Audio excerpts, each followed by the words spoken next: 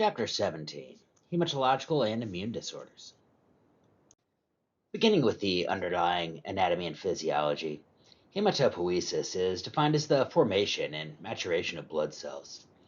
The primary site of hematopoietic cell production is within the bone marrow, with the secondary hematopoietic organs that participate in the process being the spleen, liver, thymus, lymphatic system, and lymphoid tissues. Blood has four major components: plasma, circulating solutes such as ions, serum proteins, and cells. Plasma comprises about 55% of blood volume and is the transportation medium for important serum proteins such as albumin, globulin, fibrinogen, prothrombin, and plasminogen. Beginning with erythrocytes or red blood cells. And these are the primary component of hemoglobin and is used to transport oxygen. It's stimulated by erythropoietin, which is secreted by the kidney in response to a perceived decrease in the perfusion or tissue hypoxia. The maturation of red blood cells can take 4 to 5 days, and their lifespan total being about 120 days. Next would be platelets and thrombocytes, which are responsible for clotting. Platelets have a lifespan of 8 to 12 days, but they may be used more rapidly if there are many vascular injuries or some sort of clotting stimuli. In the case of leukocytes or white blood cells, these play a key role in the defense against infectious organisms and foreign antigens. They produce and transport factors such as antibodies that are vital in maintaining immunity. The number of white blood cells are increased in circumstances of inflammation, tissue injury, allergy, or invasion with pathogenic organisms. Their numbers are diminished in malnutrition, advanced aging, or immune diseases. For our first quiz, what is another name for platelets? Would that be A, erythrocytes, B, leukocytes, C, phagocytes, or D, thrombocytes? And that answer is going to be D, thrombocytes. There are several different types of white blood cells. In the case of neutrophils, these are the most numerous and can constitute 54 to 62% of the white blood cell differential count, and they're primarily responsible for bacterial infections.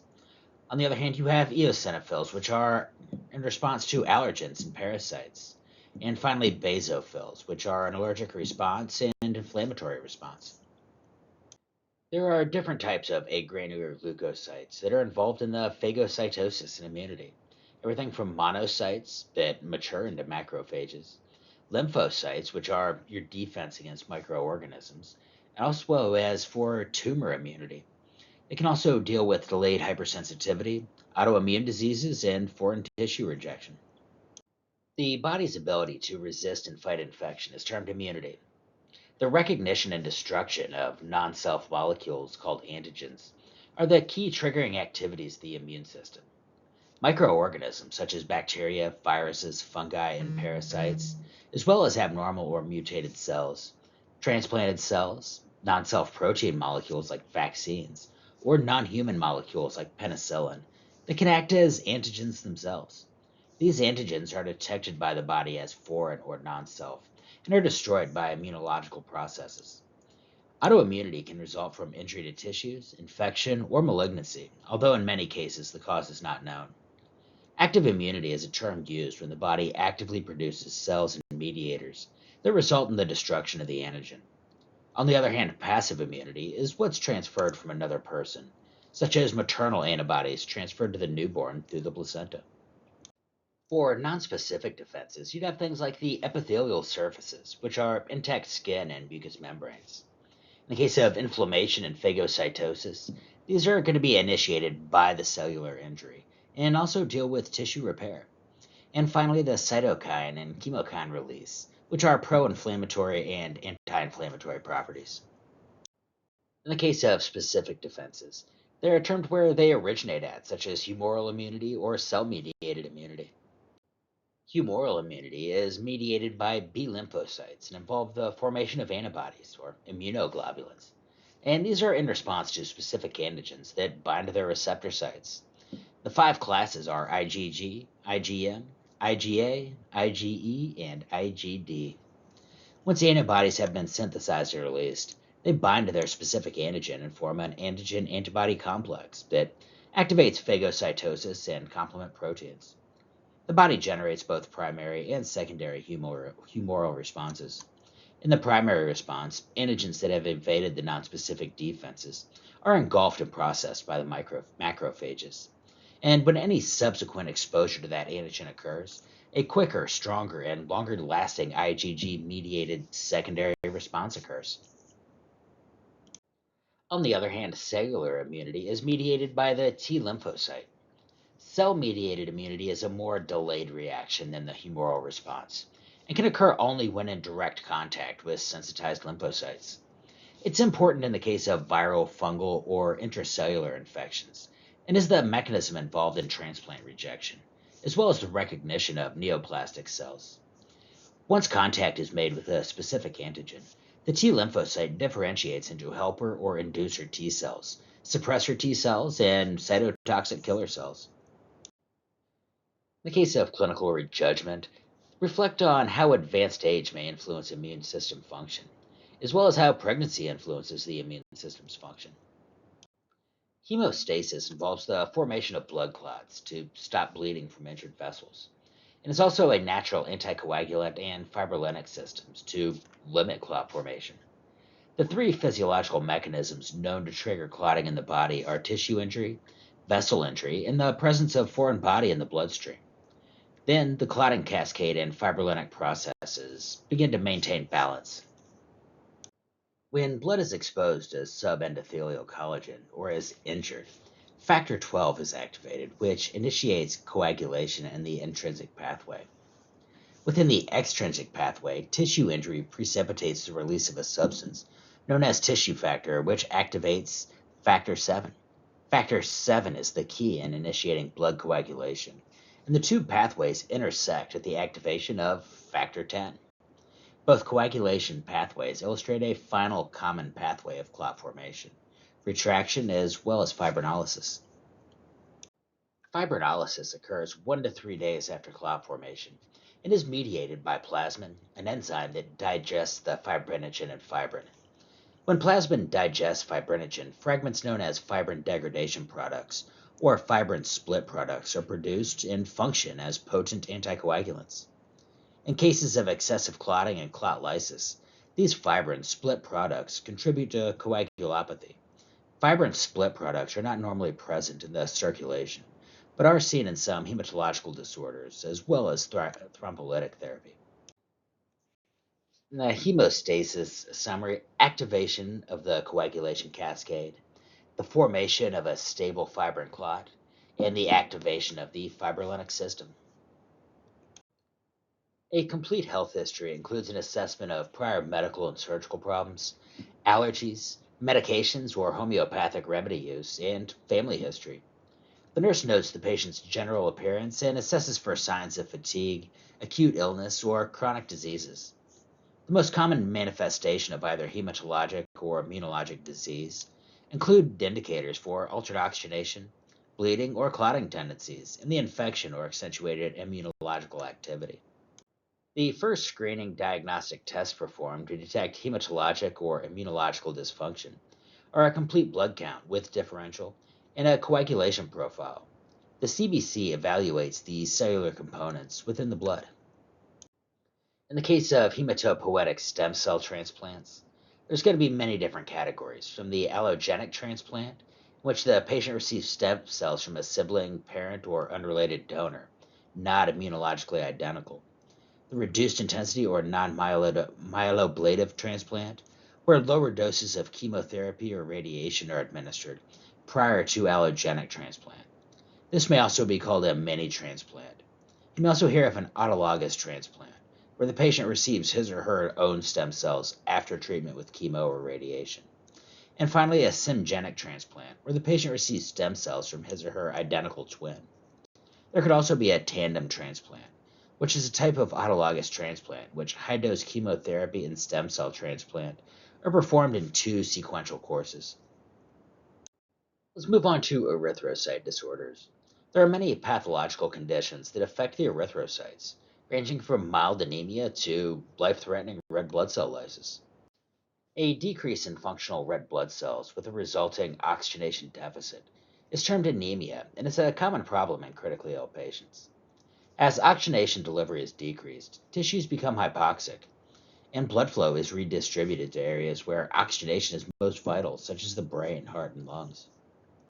Causes of anemia can include things like blood loss, impaired production, increased red blood cell destruction, or a combination of multiple factors. Quick quiz. A patient was admitted after experiencing blunt trauma to the abdomen during a touch football game. Laboratory analysis suggests an anemia state most likely due to A. Aplastic, B. Hemorrhagic, C. Iron deficiency, or D. Hemolytic. In this case, the answer is going to be B. Hemorrhagic.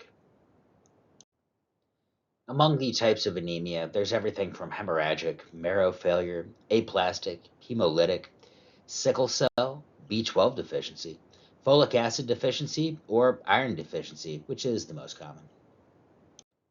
The signs and symptoms are related to three physiologic effects of reduced red blood cells. The first would be hypovolemia, where decreased circulating volumes caused by a loss of red blood cell mass. The next would be hypoxemia, which is decreased oxygenation of tissues, resulting from the reduced hemoglobin binding sites. Or finally, the compensatory mechanisms implemented by the body in an attempt to improve tissue oxygenation, such as cardiovascular and risk for heart failure. When diagnosing anemia, we can do many different blood tests to bone marrow biopsies, CBCs, a Schilling's test for B12, a folate to identify that folic acid deficiency, or iron and ferritin in the case of iron deficiency. The treatment of anemia depends on the cause and type, with erythropoietin being used to stimulate red blood cell production, a splenectomy in the case of hemolytic anemia, or bone marrow transplantation in the case of aplastic anemia. Many patients in the ICU have blood drawn frequently. What strategies can be implemented to prevent anemia from occurring in these patients? Scrupulous skin care is going to be given to prevent tissue breakdown, and the patient's going to be monitored closely for any signs of infection. For patients at further risk of blood loss, bleeding precautions may also be instituted. In the case of white blood cell and immune disorders, their treatments are used to suppress the mechanisms needed for inflammation and combating infection. And the following factors that contribute to immunocompromise as they relate to the critically ill patient, such as invasive procedures, malnutrition, opportunistic pathogens, and medications. The nurses should diligently ensure adequate hygiene, and that includes general bathing with antimicrobial soaps, oral care, and perineal care. Hand washing is paramount for staff, patients, and visitors. Nursing staff members play an important role in limiting breaks in the skin integrity and ensuring sterile technique when procedures are unavoidable. General health promotion of adequate fluid, nutrition, and sleep is also important in bolstering the patient's defenses against infection. The immunocompromised patient is one with defined quantitative and qualitative defects in white blood cells or immunophysiology. The defect may be congenital or acquired and may involve a single element or multiple processes. The physiological outcome is immune incompetence and a lack of normal inflammatory, phagocytic, antibody, or cytokine responses. Immune incompetence is often asymptomatic until a pathogenic organism invade the body and create the infection. Infection is the leading cause of death in the immunocompromised patient, and the immune defenses can be altered by everything from invasive procedures, inadequate nutrition, or the presence of those opportunistic pathogens. Many of the drugs and treatments administered in critical care can also depress the patient's immune system. The patient's medical and social history, current medications, and risk factors for infection should also be evaluated. Keep in mind that immunosuppressed patients do not respond to infection with typical signs and symptoms of inflammation, as many of the symptoms we associate with infection are actually the body's immune response attacking that infection. Symptoms can often be absent in the immunocompromised patient, and fever may be the only sign of infection, and even that could be severely decreased and depressed. Quick quiz. Which assessment finding may indicate an infection in the immunocompromised patient? That be A, fever, B, redness, C, swelling, or D, purulent discharge? And that answer is going to be A, fever. Because again, keep in mind, immunocompromised patients do not have typical signs and symptoms of infection. Everything from erythema, swelling, and exudate formation are usually not evident, as that exudate or pus is not able to form due to a lack of neutrophils. The symptom of infection may be absent, masked, or present atypically. Fever, defined as a temperature over 100.4 degrees Fahrenheit, is considered the cardinal and sometimes the only symptom of infection. However, some patients with infection may not even have a fever. The patient may also likely to describe pain at the site of infection, although physical inflammatory signs may be completely absent. They also may present with increased or worsening fatigue, malaise, and lethargy. Laboratory results that reflect leukopenia, low CD4 counts, and decreased immunoglobulin levels may demonstrate disorders of immune components. A common test of the humoral antibody response to antigens is a skin test with intradermal injection of typical pathogens capable of initiating an antibody response. The absence of a wheal tissue response to the antigens, called tissue anergy, is evidence of altered antibody capabilities. Medical therapy is directed at reversing the cause of the immune dysfunction and preventing infectious complications. In primary immunodeficiencies, B cell and T cell defects are treated with specific replacement therapy or bone marrow transplantation. IgG blood levels of less than 300 warrant immunoglobulin infusion. In the case of secondary immunodeficiencies, the underlying causative condition is treated. For example, malnutrition is corrected, or doses of immunosuppressive medications are adjusted. General nursing measures to prevent infection are critical with immunocompromised patients. Everything from isolation, hand hygiene, aseptic techniques for procedures, a good assessment for early cues for infection, as well as maintaining skin integrity and optimum nutrition. Neutropenia is defined as an absolute neutrophil count of less than 1,500 cells per microliter of blood. Neutropenia may recur as a result of inadequate production or excess destruction of neutrophils.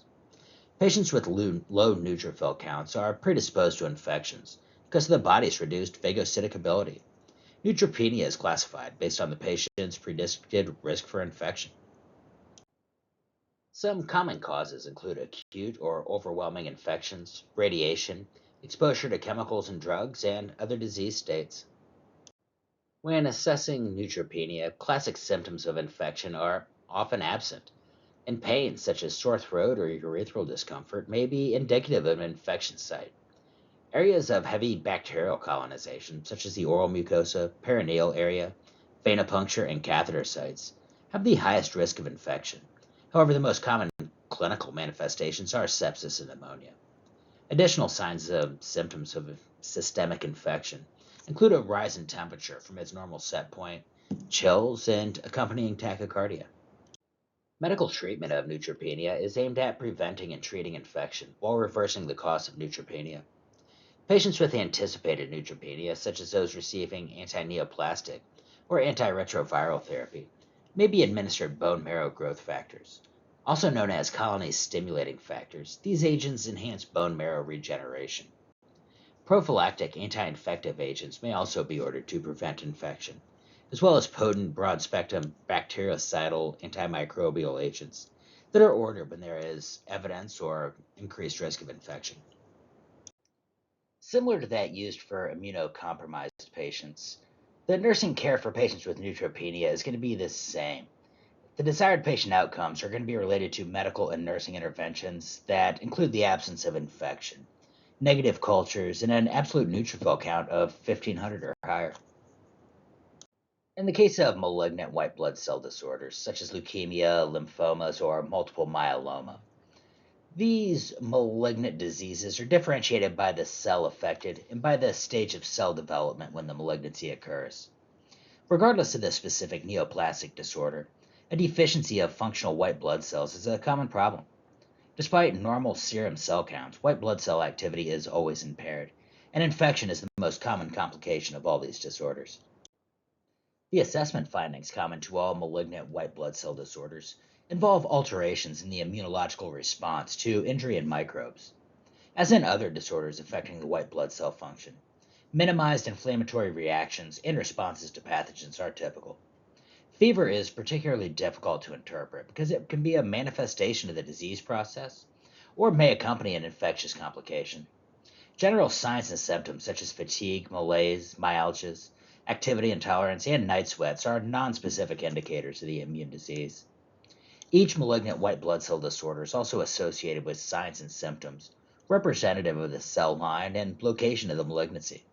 For example, bone pain is very common in multiple myeloma, such as while lymph node enlargement is more representative of lymphoma. When symptoms overlap into more than one component of the immune system, it may be difficult to differentiate among these disorders. Assessment findings common to all malignant white blood cell disorders involve alterations in that immunological response to injuries or microbes. As in other disorders affecting white blood cell function, minimized inflammatory reactions and responses to pathogens are typical. Fever is particularly difficult to interpret because it may be a manifestation of the disease process, or it may accompany an infectious complication. General signs and symptoms such as fatigue, malaise, myalgias, activity intolerance, and night sweats are also nonspecific indicators of immune disease. The treatment plan is based on the stage of the definitive diagnosis established by histopathology. Therapy commonly includes chemotherapy and biotherapy. Bone marrow transplantation is used in selected cases. Surgery may be performed to establish a pathological diagnosis by excisional or incisional biopsy, but has no other significant role in the management of hematological malignancies. Radiation may be used to treat lymphoma when the disease is limited to single nodes or node groups. When applying principles of standard precautions and safety to nursing specific interventions, these should be considered in the care of patients with malignant white blood cell disorders when compared to patients with other types of compromised immune systems. These treatments are going to be a specialized management of cancer therapies that may be incorporated into the individual care plan. Oncology nursing references for chemotherapy administrative guidelines, management for acute therapy-related nausea and vomiting, and oncological treatment modalities are available from the Oncology Nursing Society. In the case of factor V, this is a genetic clotting disorder. It is autosomal dominant and forms abnormal blood clots, leading to increased venous thromboembolism. The individuals experience a tenfold increase in these embolisms. In the case of immunodeficiency, in primary immunodeficiency, the dysfunction exists within the immune system. Secondary or acquired immunodeficiency is a result of factors outside the immune system and is not related to a genetic defect. These involve the loss of a previous immune system defense. In this case, AIDS is going to be the most notable secondary immunodeficiency disorder caused by an infection. Other examples would be aging, dietary insufficiencies, malignancies, and even stressors. As we talked about last semester, HIV is a retrovirus that transcribes its RNA containing genetic material into the DNA of the host cell nucleus by using an enzyme called reverse transcriptase. HIV causes AIDS by depleting helper T cells, CD4 cells, and macrophages. In the case of diagnosis of HIV, keep in mind that the treatment for HIV has come a long, long way, especially when it was first discovered in the 80s. Many individuals live for 20 plus years with HIV before progressing into AIDS. The diagnosis of the infection is based on the presence of one or more core antigens. These core antigens are tested through protein electrophoresis. HIV antibodies are detected by enzyme-linked immunoassays and are confirmed by the Western blot test and polymerase chain reactions. Positive anti-test results are accurate for the presence of HIV infection, although a negative test result does not rule out infection. Medical treatment consists primarily control of the HIV invasion of the CD4 cells through an antiretroviral therapy. These antiretroviral medications are categorized as nucleoside reverse transcriptase inhibitors. Equally important is the quality of life or prevention and management of opportunistic infections, as it is often the opportunistic infection that actually kills that patient. Antimicrobials are administered to prevent high-risk opportunistic infections when predefined CD4 levels are reached. Additional treatment may include respiratory support, nutritional support, the administration of blood products or intravenous fluids, the administration of analgesics, and physical therapy. The nursing care of patients with HIV infection requires complex assessment and intervention skills. The nursing assessment includes evaluation of their neurological status, mouth, respiratory status, abdominal symptoms, and peripheral sensation. As with all immunosuppressed patients, those with HIV infection must be protected from infection. Persons with HIV infection have a higher propensity for adverse drug reactions than other patient groups and require careful monitoring of all medication regimens. Lastly, the nurse will help the patient understand disease transmission, the course of the disease, symptoms of opportunistic infections, treatments, and medications. Nurse interactions with family and patients are also important. The recognition of personal biases and avoidance of stigmatizing language and behaviors also requires self awareness. Let's talk severe acute respiratory syndrome, or SARS. This is the virus that caused coronavirus disease, or COVID 19. It is a highly infectious virus with rapid transmission. The World Health declared a global pandemic in 2020, as you're all aware, and the deaths attributed to COVID 19 reached up to 6 million by some counts. YouTube always flags my videos when I start talking about coronavirus. Let's hope they soon get over that.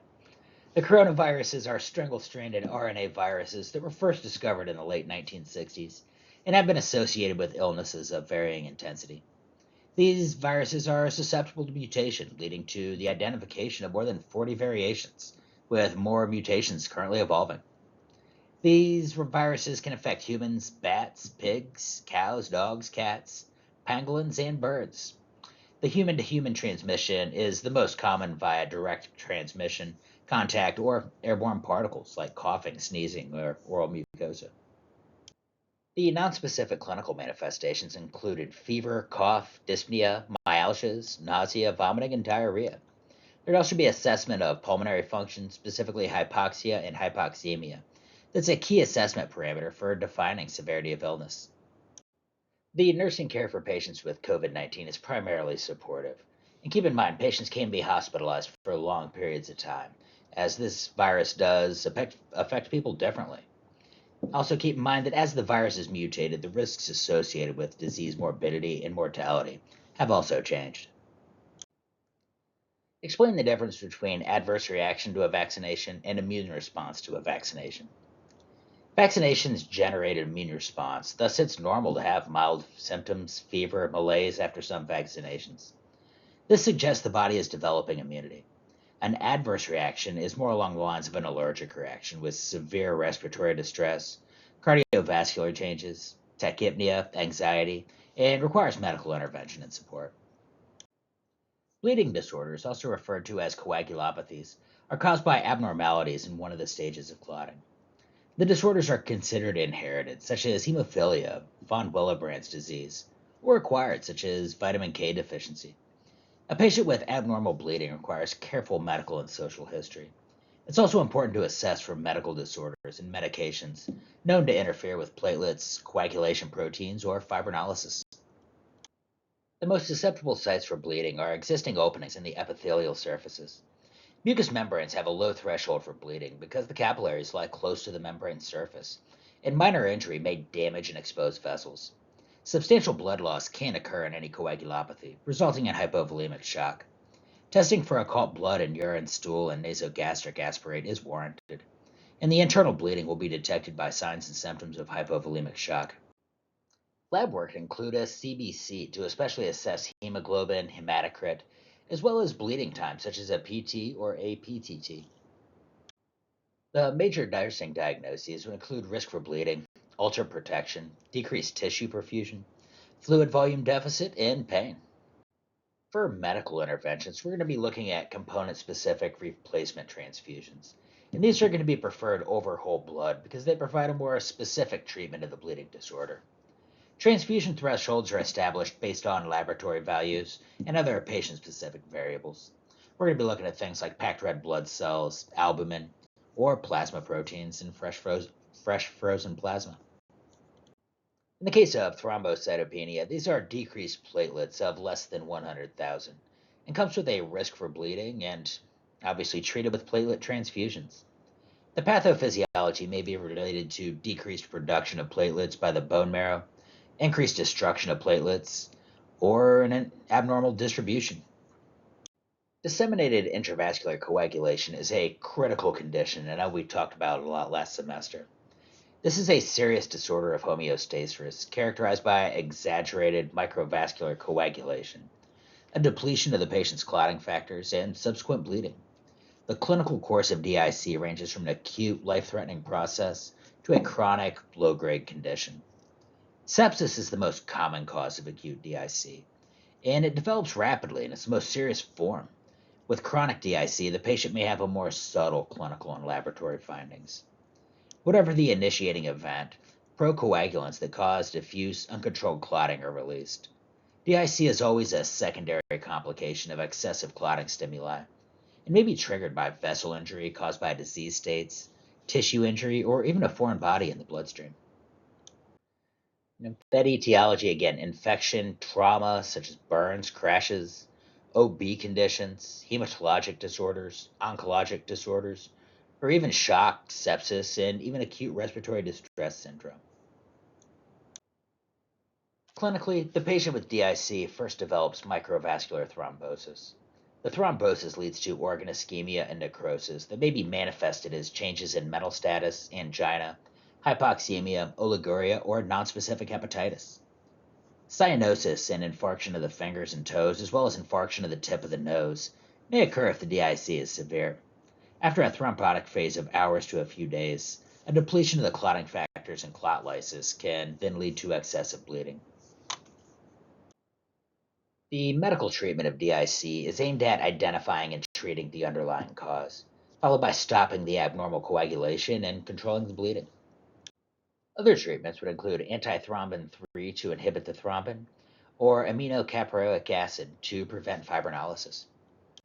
For our nursing interventions, early recognition of thrombotic and hemorrhagic events, we need to be conducting frequent laboratory analysis, administering blood products, carefully assessing the patient's circulation, relieving pain, and assessing for further complications like shock, multi-system organ failure, and impaired circulation. Finally, wrapping up, the nursing assessment of critically ill patients must include an assessment of hematologic and immunologic derangements. Immunocompromised critically ill patients are at risk for serious infection of death from these infectious disease processes. Coagulopathies can be inherited or acquired and can lead to substantial blood loss, causing critical illness. HIV is a chronic illness that, when untreated, can lead to AIDS and severe immunocompromise.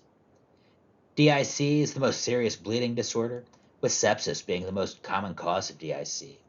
And finally, talking about COVID-19 is a viral disease with a propensity for causing critical illness, which unfortunately it doesn't sound like we'll ever stop talking about.